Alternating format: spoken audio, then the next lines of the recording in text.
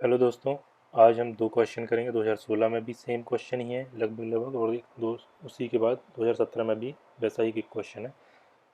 इसका मैं थीम बता देता हूँ कि ब्यूरोक्रेसी में चेंजेस होने चाहिए नहीं होने चाहिए, करने की आवश्यकता क्यों है, इससे रिलेटेड क्वेश्चन है। तो पहला क्वेश्चन हम करते हैं आज, जो 2016 में जीएस पेपर 2 में आया था। क्वेश्चन नंबर 14 कि पारंपरिक अधिकारी तंत्रीय संरचना और संस्कृति ने भारत में सामाजिक आर्थिक विकास की प्रक्रिया में बाधा डाली है, टिप्पणी कीजिए। तो इसका हम आंसर लिखते हैं कि भारत में या भारत की राजनीतिक व्यवस्था तथा नौकरशाही व्यवस्था जो है औपनिवेशिक साल से लेगी। यहाँ पे क्वेश्चन में लिखा है पारंपरिक अधिकारीय तंत्रीय संरचना, तो ये हमें बताना पड़ेगा कि हमने कहाँ ये भारत को कहाँ से मिली। उसमें लिखा है भारत की राजनीतिक व्यवस्था और नौकरशाही संरचना औपनिवेशिक शासन की विरासत है या ब्रिटिश शासन से ली गई है, जो यही आज भी आगे एज इट इज़ चल रही है। नौकरशाही को मिली शक्तियाँ और स्थिति के कारण, क्योंकि नौकरशाहों को हर चीज़ मुहैया कराई जाती है, उनको रहने के लिए घर दिया जाता है, गाड़ी बंगला और अदर सुख सुविधाएं भी दी जाती हैं, इसलिए उनको शक्तियाँ भी मिलती हैं, संवैधानिक शक्तियाँ मिलती हैं, कुछ कुछ कार्यकारी शक्तियाँ मिलती हैं। तो इसी वजह से देश के युवा इनकी ओर आकर्षित होते हैं। आगे लिखते हैं कि नौकरशाही व्यवस्था एक पदानुक्रमिक प्रणाली की विशेषता है जो भारत के सभी मंत्रालयों में फैली हुई है। आज़ादी के 75 वर्ष बाद भी भारत में लोगों के शासन करने के तरीके में बहुत बदलाव नहीं आया है। ये जो शब्द है, बहुत बदलाव नहीं आया है। इसी वजह से अब क्या समस्या हो रही है, अब वो लिखेंगे हम आगे।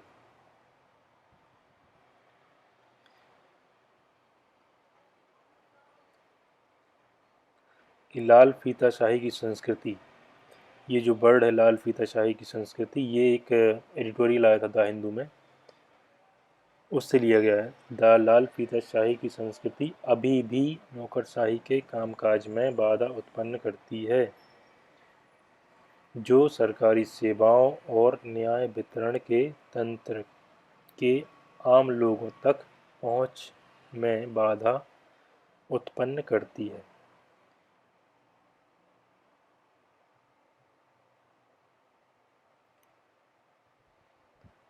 ब्रिटिश शासन ने,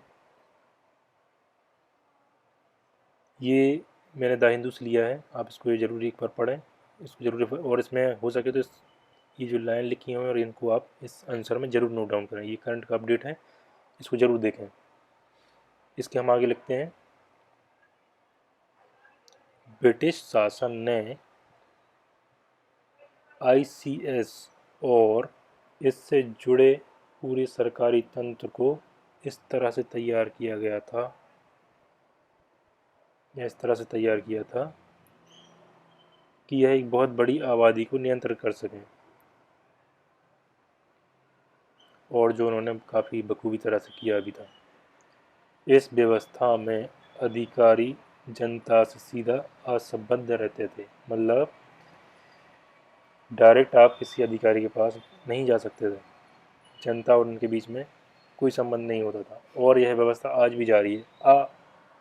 इस व्यवस्था जो आज भी जारी है, मतलब ऐसा है कि अगर आप कोई अधिकारी बन गए हैं तो आपके पास जनता डायरेक्ट नहीं आती है, वो पहले सबसे कम, जो सबसे लोअर स्तर पर आपके जो सबॉर्डिनेट्स हैं, उनके पास शिकायत लेके आते हैं। जब फिर वो आपके पास, उनके पास अगर कोई उसका निवारण नहीं है तब आपके पास आते हैं। अब लेकिन ऐसा नहीं है, अब कुछ कुछ हद तक थोड़ा बहुत सुधार हुआ है। अधिकारी अब डायरेक्ट जन सुनवाई जैसे कुछ कार्यक्रम होते हैं, जो एक वीक में किसी एक खास दिन होते हैं। जैसे हमारे यहाँ मंगलवार में जन जन सुनवाई होती है, मंगलवार के मंगलवार जन सुनवाई होती है, जहाँ पे कलेक्टर सीधे जनता से रूबरू होता है, उनकी समस्याओं को निराकरण करता है।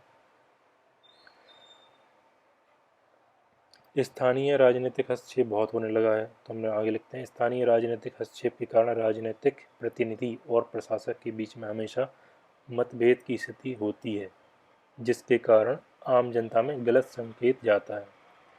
नौकरशाही व्यवस्था सरकार के गलत कामों को सामने लाती है और इससे विभिन्न वर्गों को प्रोत्साहन मिलता है। वर्तमान समय में नौकरशाही संरचना और एवं कार्य संस्कृति में बदलाव आ रहा है। नौकरशाही व्यवस्था में निजी क्षेत्र के लोगों के प्रोत्साहन ने प्रतिस्पर्धा बढ़ा दी है। ये प्रतिस्पर्धा क्यों बढ़ा दी गई है? क्योंकि निजी क्षेत्र के जो लोग होते हैं वो, उनकी मजबूरी होती है कि हमें ये सर्विस प्रोवाइड करनी ही करनी है, लेकिन गवर्नमेंट एम्प्लॉयज़ जो होते हैं उनके लिए उनकी जॉब सिक्योरिटी की वजह से उनके लिए कोई मजबूरी नहीं होती है, इसलिए वो हो सकता है लेट लतीफ़ी करते हैं।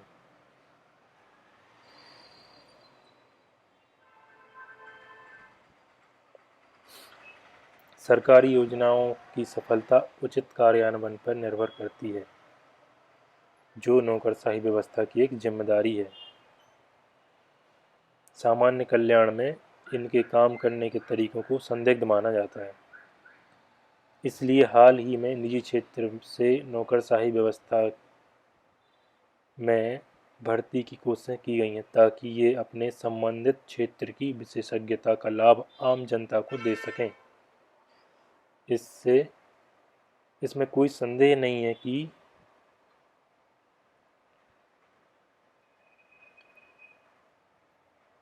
संबंधित क्षेत्र की विशेषज्ञता का लाभ आम जनता को दे सकें।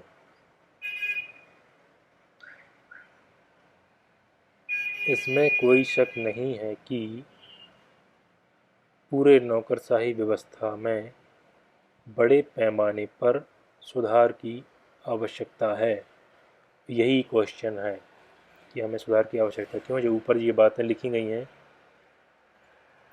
और जो आप बात बोली गई हैं और जो मैंने आपको एक स्लाइड दिखाई थी उसमें आप देख सकते हैं कि कितना अधिकारी, उसमें लिखा गया है कि 7%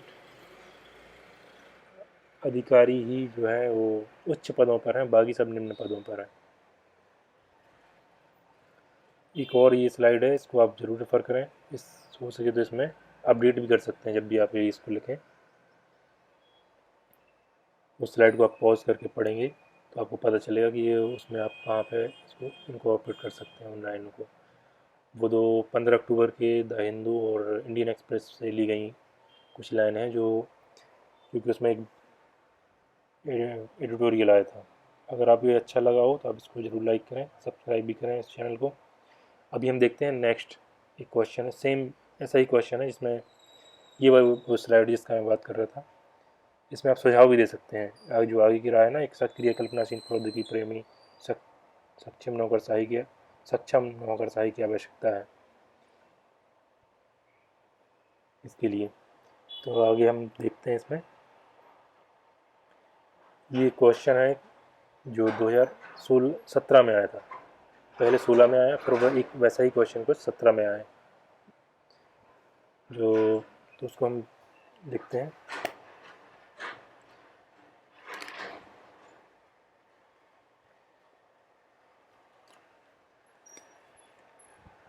प्रारंभिक तौर पर भारत में लोक तटस्थता और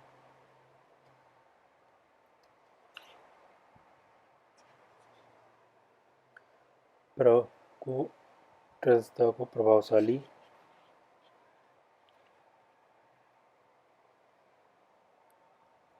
प्रभावशीलता के लक्ष्यों को प्राप्त करने के लिए अभिकल्पित की गई थी, जिनका वर्तमान संदर्भ में अभाव दिखाई देता है।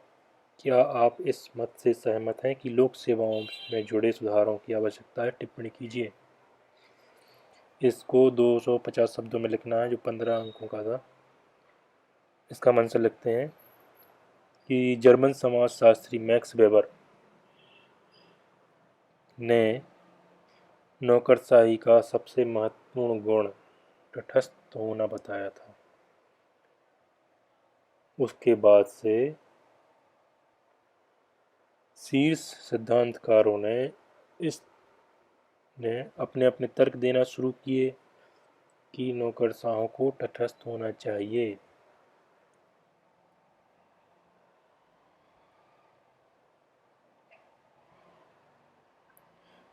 भारतीय नागरिक सेवा ICS जो ब्रिटिश या औपनिवेशिक शासन से हमें विरासत में मिली है। दुनिया को बेहतरीन लोक सेवाओं में एक एक थी जो पिछले कुछ सालों में अपनी राह से भटक गई है।